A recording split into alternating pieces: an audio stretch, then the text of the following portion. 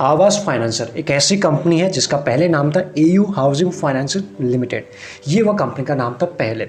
अगर हम इस कंपनी की बात करें, प्राइमरीली इंगेज्ड है in the business of providing housing loan. वो भी किस कस्टमर को टैप करती है, फिर किस सेगमेंट को टैप करती है, अगर उसकी बात करें तो आप क्लियरली पढ़ पा रहे होंगे, लो या फिर मिडिल इनकम सेगमेंट को, या फिर रूरल या फिर सेमी अर्बन। एक सेगमेंट को ये टारगेट नहीं करते, अर्बन इनकम सेगमेंट को, अदरवाइज सभी को ये टैप करते हैं। ये है उनके पोटेंशियल कस्टमर। आगे अगर हम बात करें, ये आप समझ गए कि अफोर्डेबल जो हाउसिंग फाइनेंस कंपनी है, और ये जो कंपनी बनी थी 2011 में बनी थी, इन 2011 में। उस वक्त इसका नाम था AU small finance bank. As of now की बात करें, company it is backed by 2 private equity जो प्लेयर है, एक है केदार कैपिटल और जो उसके पार्टनर ग्रुप है, तो उन्होंने इसको बैक किया हुआ है as of now. And the company led by Sushil Agarwal ji, जो पहले एयू स्मॉल फाइनेंस जो टीम थी उसका पार्ट थे। तो ये आपने बड़े ही बेसिक वे में इस कंपनी को समझा है। आगे हम समझने की कोशिश करें कि इस कंपनी ने अपने इन्वेस्टर को क्या दिया है, वो आप यहाँ पे देख सकते हो। डिस्पाइट दिस करेक्शन के बाद जितना भी गेन था इसका अभी तक का, वो एक साल में -5 हो चुका है। यानी पहले ऊपर था, अभी हमने देखा इंडेक्स में भी करेक्शन आया, ग्लोबल लेवल पर करेक्शन आया, यूक्रेन और रशिया का वॉर भी हुआ। उसके बाद जो अभी कैपिटल जो रिटर्न बचा है इस कंपनी ने जो दिए एक साल में -5। 2 साल की बात करें 150, वहाँ पर अच्छे हैं, और वहीं 3 साल की बात करें वहाँ पर भी इसने आपको रिटर्न दिए हैं पॉजिटिव में, ऑलमोस्ट डबल के आसपास। तो ये है इस कंपनी के रिटर्न। अब आगे देखने की कोशिश करते हैं इसके बाकी क्वार्टरली रिजल्ट कैसे हैं, वो आपके सामने हैं। रेवेन्यू की बात करें, क्योंकि हम फाइनेंशियल कंपनी की बात करते हैं, जनरली हम बात करते हैं सेल्स, ऑपरेटिंग प्रॉफिट या फिर नेट प्रॉफिट, जब हम बाकी दिन और कंपनीज की एनालिसिस करते हैं। तो जैसे कि फाइनेंशियल कंपनी बिलोंग करती है, तो यहाँ पर आएंगे रेवेन्यू आएगी, फाइनेंशियल प्रॉफिट आएगी, जहाँ पे ऑपरेटिंग प्रॉफिट होता है। ये आप समझ गए। आगे हम बात करते हैं जो इसके रेवेन्यू रही है मार्च 21 में, तो वो था 289, उसके बाद 272, देन हमको छोटा सा एक डिप मिला 325 एंड उसका 343। तो कुल मिला के आपको जो क्वार्टरली बेसिस पे इस कंपनी के रेवेन्यू रहे वो आपको पॉजिटिव देखने को मिले हैं। ऐसा नहीं कि बहुत बड़े जिगजैग हैं, तो ये तो क्वार्टरली बेसिस पे रहा। अगर हम बात करें फाइनेंशियल प्रॉफिट, तो उसमें भी आप देख पाएंगे 99, एक डिप यहाँ था, उसके 123 या 121। तो 2 क्वार्टर में इसकी कोई खास इसमें हमको जंप देखने को नहीं मिली। बिल्कुल ये कह सकते हैं इसके नंबर बिल्कुल कंसोलिडेटेड फॉर्म में ही हमको बाहर आते हुए दिखे। इसके बाद अगर हम बात करें नेट प्रॉफिट 88, 60, 92, 89, तो कुल मिलाकर अगर हम बात करें ना 80 से 90 के बीच में पिछले 4 क्वार्टर में रहे, इसके बीच में नीचे गए थे तो समवर रिकवर भी हो गए।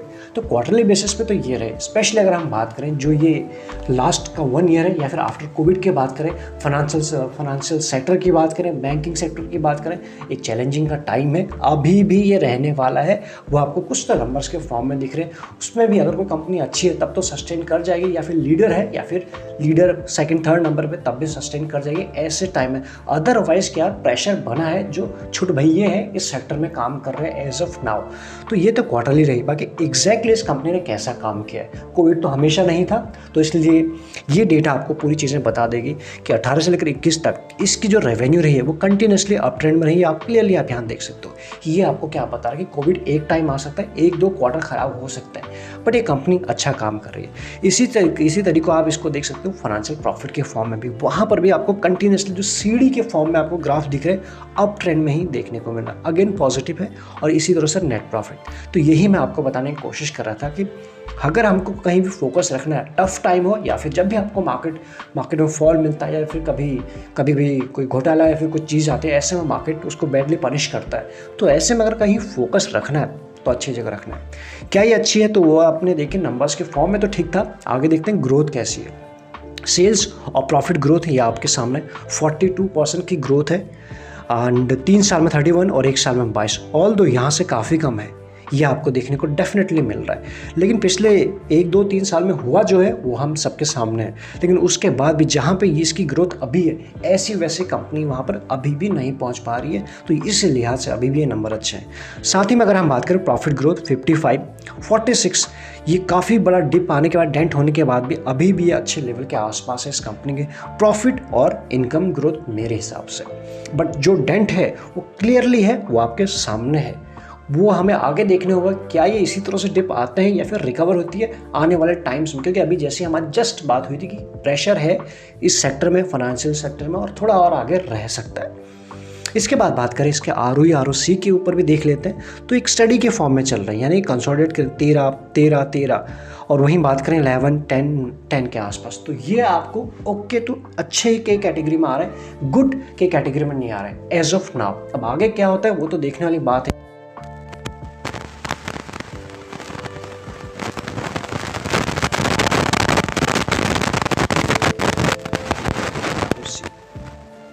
बात करें शेयर होल्डिंग पैटर्न कितना मजबूत है ये भी आप देख लीजिए। इसमें अगर हम बात करें जो मेजॉरिटी है प्रमोटर के पास है 50 एंड जो यहाँ पर सितंबर में प्रमोटर ने अपनी होल्डिंग की थी कम, वो भी एक अच्छा डेंट है, रफली बात करें 11% के आसपास, ये उसके बाद उतना ही रहा इस क्वार्टर में भी। इसके बाद बात करें FIs ने क्या किया 31, 32 एंड 39, तो यहाँ पर जो था ना इन दोनों का लगभग यहाँ पे बराबर हो गया था, यहाँ से 59 39 और तो इन्होंने बेचा तो किसने खरीदा है, ये आपके सामने आया 39, 32 से 39 हुआ, उसके बाद और बढ़ाया 40। तो कौन बुलिश है इस शेयर के ऊपर, FIs। अब अगर हम और आप कभी भी किसी शेयर में इन्वेस्ट करते हो तो कितना ही ले लेंगे, लेकिन FIs के पास बड़ा अमाउंट होता है, तो अगर वो किसी कंपनी में इन्वेस्ट करते हैं तो ना ही वो 5 से 10% के लिए जाते हैं, ना ही वो 1 महीने के लिए आते हैं, उनको अच्छे से रिसर्च करते हैं। हमारे और आपसे थोड़ी बेटर अंडरस्टैंडिंग होती है उनको कंपनी के बारे में, मैनेजमेंट के बारे में, ग्रोथ के बारे में, बिजनेस के बारे में, तो कुछ सोच के ही लगाते हैं पैसा। तो इसीलिए थोड़ा सा ही अगर उस लिहाज से देखा जाए तो ये एक पैरामीटर है कि कंपनी अच्छी है। ऑल्दो हमने नंबर्स देखे, नंबर से हमने सब कुछ बता दिया, बाकी शेयर होल्डिंग पैटर्न भी हमें बता रहा है कि एक मजबूत कंपनी है। बात करें FIs के बाद पब्लिक का 9, 10 के आसपास, तो कुल मिला के पब्लिक का इंटरेस्ट भी बना हुआ है। DIs की बात करें 8, 10, 9 ऑलमोस्ट 10 के आसपास, तो मेजॉरिटी जो होल्डिंग है वो अगर देखा जाए तो स्मार्ट मनी के पास है, FIs, DIs एंड प्रमोटर ये आपके सामने है। और अच्छी चीज़ ये है जो जीरो प्लेजिंग कंपनी है, तो ये हमारे लिए अच्छी बात है, कोई प्लेज नहीं रखा है किसने, प्रमोटर ने। उसके बाद बात करें FIs DIs के बाद कुछ म्यूचुअल फंड्स हैं टॉप के जिन्होंने इस कंपनी में इन्वेस्ट किया है। सबसे पहले अगर हम बात करें IIFL फोकस इक्विटी फंड आई ग्रोथ, 2% के ऊपर की होल्डिंग है। UTI flexicap and UTI mid cap and उसके बाद BOI एक्साटेक्स, ये वो 4 फंड हैं जिन्होंने एज ऑफ नाउ इस कंपनी में इन्वेस्ट किया हुआ है। फर्दर हम वीडियो में आगे बढ़े, अगर आपके पास डीमैट अकाउंट्स नहीं है डिस्क्रिप्शन में आपको लिंक्स मिलेंगे, लगे यूजफुल तो आप ज्वाइन बटन भी कंसिडर कर सकते हैं, आपको एक्स्ट्रा लर्निंग मिल जाएगी। यहाँ अगर हम बात करें इसके वैल्यूएशन के ऊपर, स्टॉक का पी अगर हम देखने की कोशिश करें, स्टॉक का पी चल रहा है 53 आफ्टर दिस करेक्शन के बाद जो एज ऑफ नाउ है, और इंडस्ट्री का है 25 का, तो वहाँ से आपको ये शेयर आपको प्रीमियम पर ही मिलेगा। और ऐसा नहीं सिर्फ अभी मिल रहा है, अगर आप इसके पास में भी देखेंगे ये हमेशा आपको प्रीमियम पर मिल रहा है, अभी तो थोड़ा और भी कम प्रीमियम पर है। तो ऐसे में ये क्वालिटी स्टॉक से आपको हमेशा प्रीमियम पर मिलेगा। अगर ऐसे में किसी भी मार्केट में डिप आता है उस टाइम पे ये जो शेयर है आपको इन अपने फोकस पर रखने चाहिए। अगर वॉचलिस्ट स्ट्रॉन्ग रहेगी तभी हम ठीक से डिसीजन ले पाएंगे उस वक्त, क्योंकि मार्केट में जिस वक्त करेक्शन आता तो समझ में नहीं आता ये ले लें वो ले लें, क्योंकि सभी लाल निशान में होता है, बहुत सारे शेयर अपने इंपॉर्टेंट सपोर्ट के आसपास होता है। अगर वॉचलिस्ट परफेक्ट है तो कन्फ्यूजन बना नहीं रहेगा। डिलीवरी की बात करें आखिरी ट्रेडिंग डे में 52% जो ठीक है, जीरो कोई डिविडेंड नहीं देती है वो। अगर हम बात करें जितनी भी फाइनेंस में कंपनीज हैं, फाइनेंस से रिलेटेड जो है ये बहुत कम ही होती है जो डिविडेंड देती हैं। ICICI बैंक आपको कंटिन्यूसली दे रही है पिछले कुछ क्वार्टर से, अदरवाइज जितने भी हैं वो आपको कम ही देती हैं या फिर बहुत ही रेयर देते हैं सिर्फ डिविडेंड के नाम पे। उनमें से एक कंपनी भी है जो बिल्कुल जीरो डिविडेंड देती है, वैसे इन कंपनीज की हालत ख़राब हो ही पड़ी है। ऐसे में अगर हम बात करें EPS स्ट्रॉन्ग है, तो कुल मिलाकर अभी तक हमने जितनी चीज़ें देखी EPS अच्छा था, नंबर्स क्वार्टरली पे और उससे ज़्यादा ईयरली पे इस कंपनी ने अच्छा काम किया है। प्लेजिंग जीरो है एंड अगर हम बात करें शेयर होल्डिंग पैटर्न भी मजबूत है।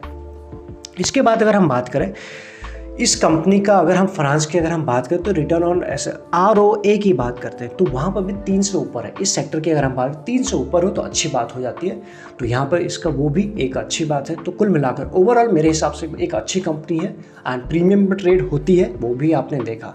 तो टेक्निकल एनालिसिस करके अगर आपको किसी भी अच्छे लेवल के आसपास कभी भी ये शेयर मिलता है तो मेरे हिसाब से एटलीस्ट पहले तो वॉच लिस्ट में होनी चाहिए, अदरवाइज इसमें कुछ इन्वेस्टमेंट किया जा सकता है। अदरवाइज ये जब चलता है तो बड़ी तेज़ चलता है, मतलब ये कह सकते हैं स्विंग बड़ा अच्छा देता है।